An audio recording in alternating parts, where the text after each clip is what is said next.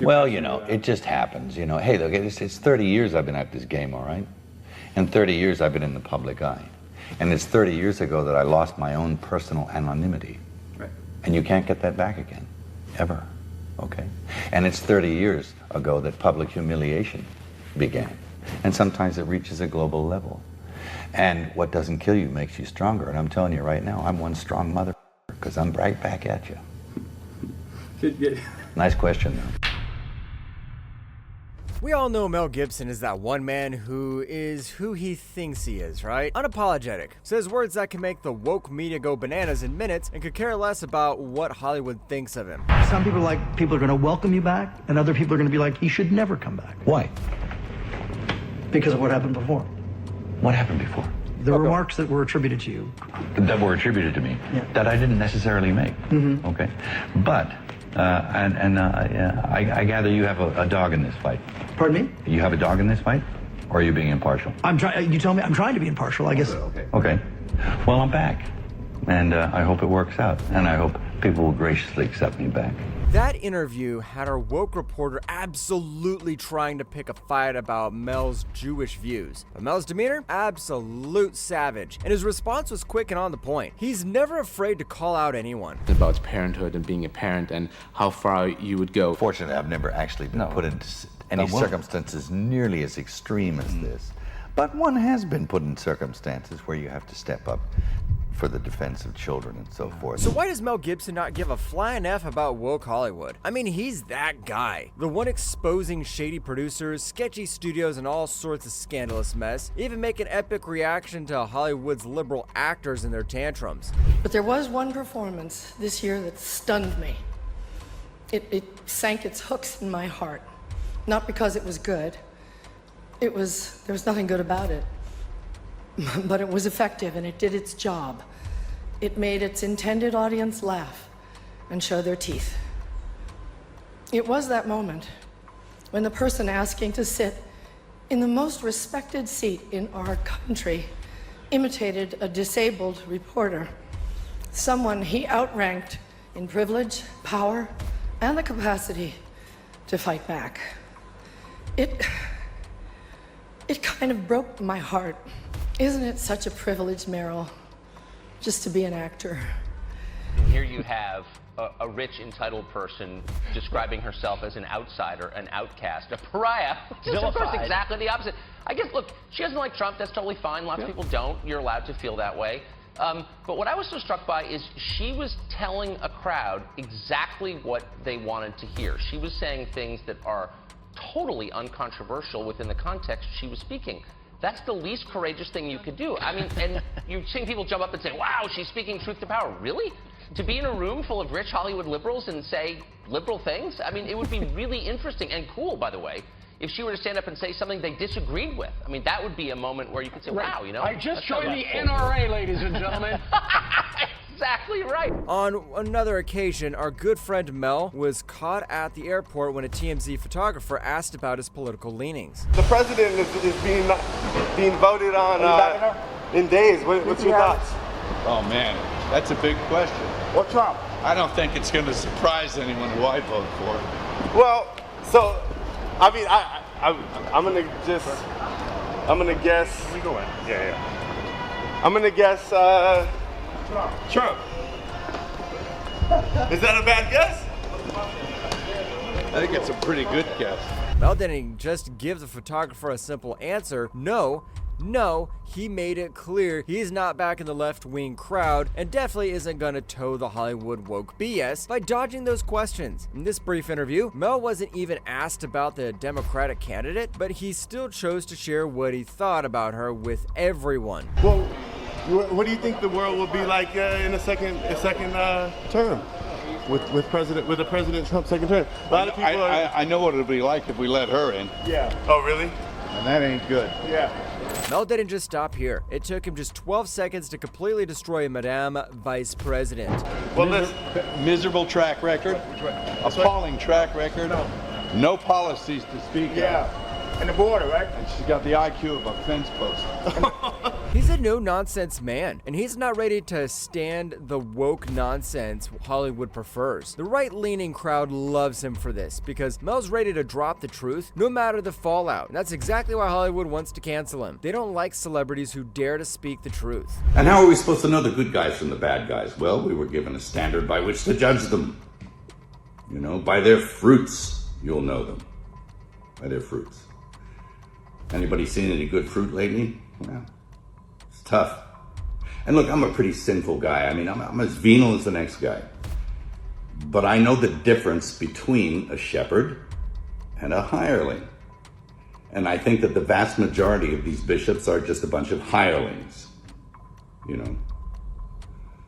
And my question is, you know, like, who's hiring them? I don't think it's Jesus. Is it Francis? Who's hiring Francis? Is it Pachamama? I mean, I think you need to look at the whole institution. And, you know, I'll quote Archbishop Vigano again in saying that he believes that there was a parallel counterfeit church set up to eclipse the real one.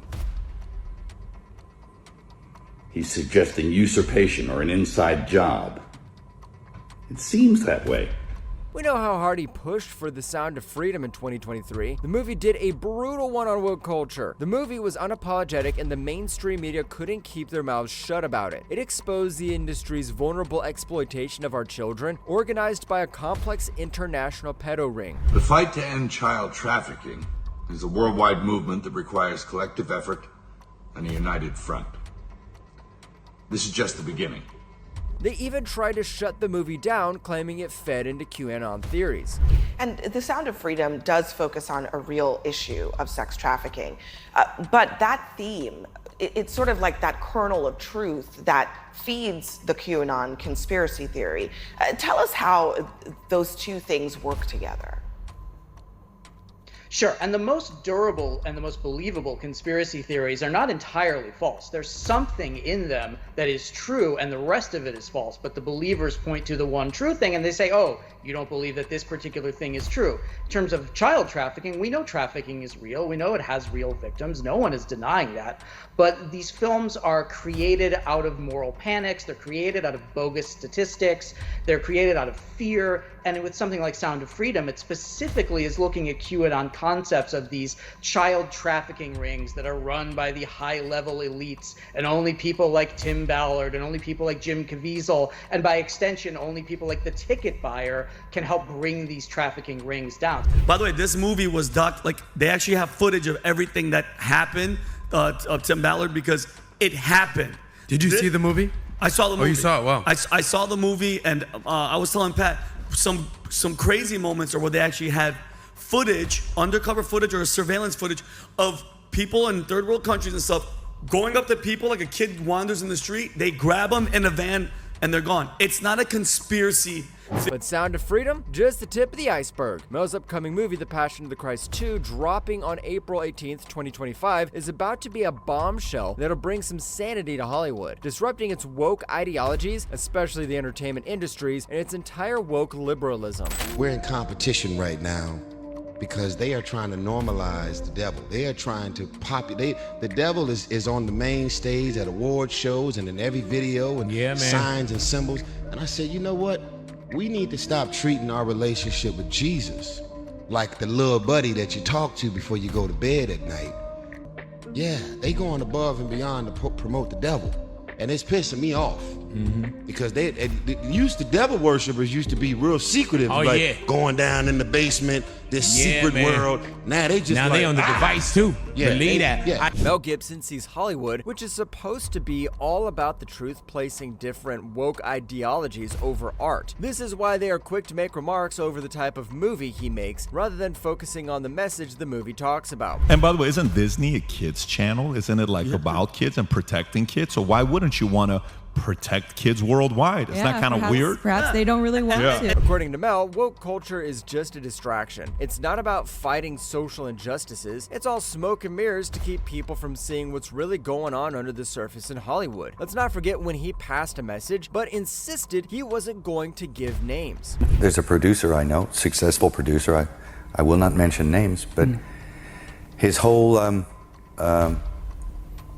opinion about women on film, from beginning to end, is very brief. He says, women on film, either naked or dead. Both is better. And it's like, whoa, ooh. The interview had Gibson dissecting the level of influence and control on the dark minds that has shaped Hollywood even before he became a part of the industry. This isn't his first rodeo, and this isn't his first interview where he's expressed similar concerns. I've got full of the whole industry. I mean, it's a very strange place, Hollywood.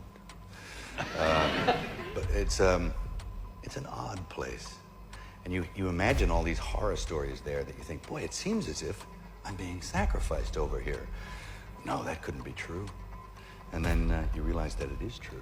Harvey Weinstein, Hollywood's big shot producer, and Bill Cosby, who somehow managed to stay in the limelight for years despite their disgusting behavior, were treated like royalty by Hollywood. But the moment a celebrity like Mel dares to expose the truth, Hollywood turns on him. Their selective moral stance only supports those who toe the line and make them money. What? Prosecutors have gotten the green light from the judge in the case to possibly call Mel Gibson to testify. He could possibly help bolster the story, according to prosecutors, of Jane Doe number 3. She was a masseuse, and apparently the name Harvey Weinstein came up between Mel Gibson and Jane Doe number 3 in a conversation. And she had a visceral reaction, apparently, to the name Harvey Weinstein. So that is what Mel Gibson could possibly testify about if he's called to testify for the prosecution. Mel Gibson might have actually tried to warn us about Harvey Weinstein from as far back as 1998. In this interview with Mike Figgis, Mel talked about a Hollywood producer who doesn't respect women. Women, you know. There's a producer I know, successful producer. I will not mention names, but his whole opinion about women on film, from beginning to end, is very brief. He says, women on film, either naked or dead. Both is better. And it's like, whoa, ooh.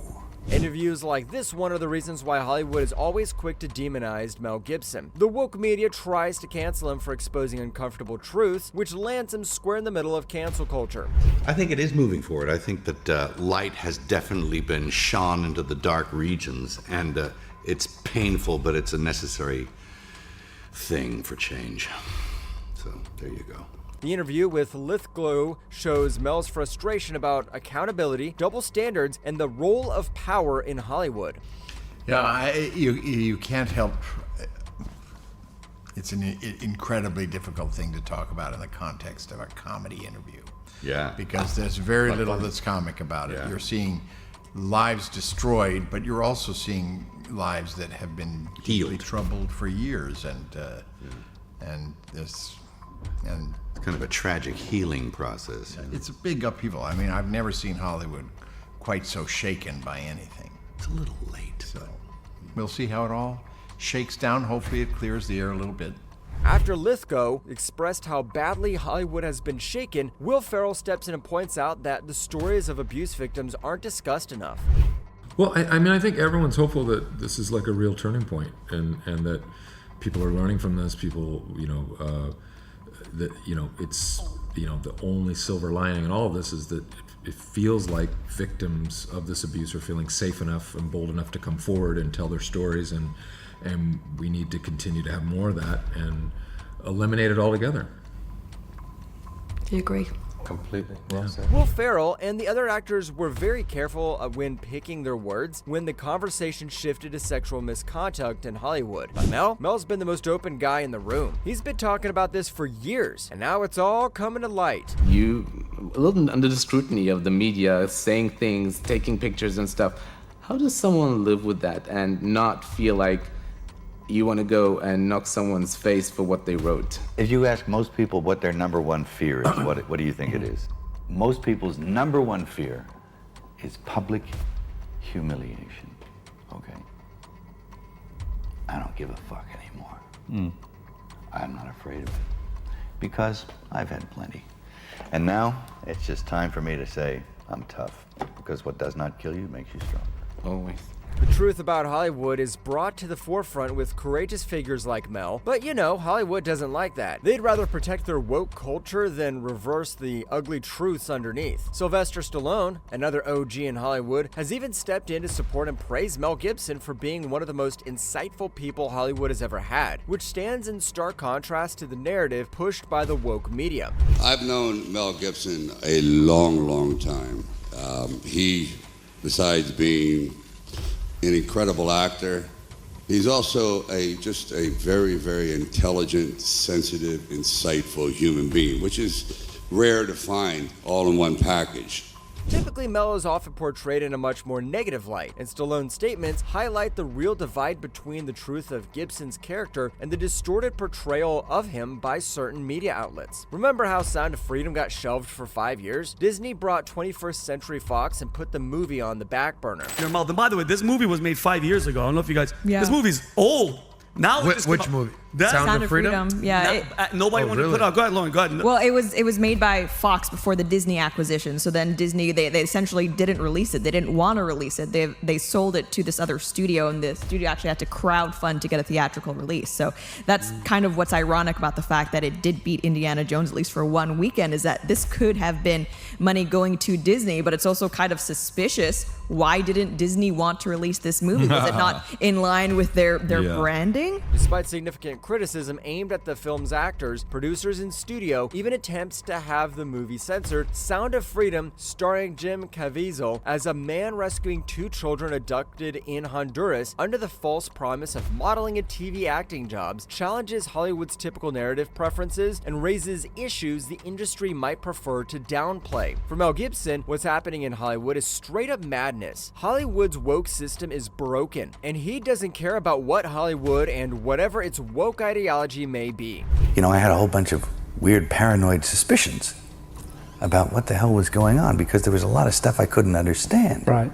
The 2-time Oscar winner behind Apocalypto, Hacksaw Ridge, Braveheart, and Mad Max has seen firsthand how woke culture silences opposing voices and attacks free speech. It's a system that's totally anti-meritocratic. No, he came to see me on a rooftop in New York. I said, hey, can I talk to you? And he said, sure. And he floated in, sideways, through a crowd of people. He was wearing black. And it was like one of those old vampire movies where they don't walk, but they glide. And he was a dancer, you know, so he has he's very, graceful. Yeah. And he moved sideways and he just sat down in a chair next to me. Mel then proceeds to give answers in the interview, exposing Hollywood's and its elite circles, further citing that he's never been afraid to shy away from saying anything provocative that could stir the woke media. And let's be real, Hollywood's hated Mel for years because he's always fighting to expose the global elite. One of the most disturbing problems in our world today is human trafficking, and particularly the trafficking of children. Our future is our children. Now, the first step in eradicating this crime is awareness. Mel has been in the game for too long and has seen too much too soon. He was king of Hollywood at one point, and he's been a powerhouse on his own ever since. However, all he wants now is to bring back the good old values and storytelling, not the overly biased and sentimental narratives that dominate woke Hollywood today. Can I share something with you? Yeah, please, go for it. Hollywood is evil. Tell me why. Just listen. I love you. Has it always been, or is it now? Always. Mel argues that Hollywood's stifling woke ideology makes it nearly impossible to create great storytelling. Every script has to be rewritten, every plot altered to fit the woke agenda. Here we are today, where I talk out against drugs and psychiatric abuses, of electric shocking people, okay, against their will, of drugging children with them not knowing the effects of these drugs. Do you know what Adderall is? Do you know Ritalin? Do you know now that Ritalin is a street drug? Do you understand that? The difference is this was not against her will, though. But this wasn't against Brooke's will. Matt, I'm asking you a question. I understand there's abuse of all of these things. No, you see, here's the problem. You don't know the history of psychiatry. I do. All it does is mask the problem. His career has survived controversy after controversy. How? Just look at Kanye, who got canceled over his anti-Semitic rants. Strategize? I've been canceled. I've been canceled before they had cancel culture. I was canceled before they had the term. Do you care about any of that? I do. I care about everything. Or Nick Cannon, who was canceled over his statements on his Cannon's Class podcast. You know, I always say, I get canceled every week for saying something dumb. Mel Gibson has remained, will always remain, uncompromising about his views on woke culture. He's here to stay, and his blunt criticism of Hollywood shows no signs of slowing down.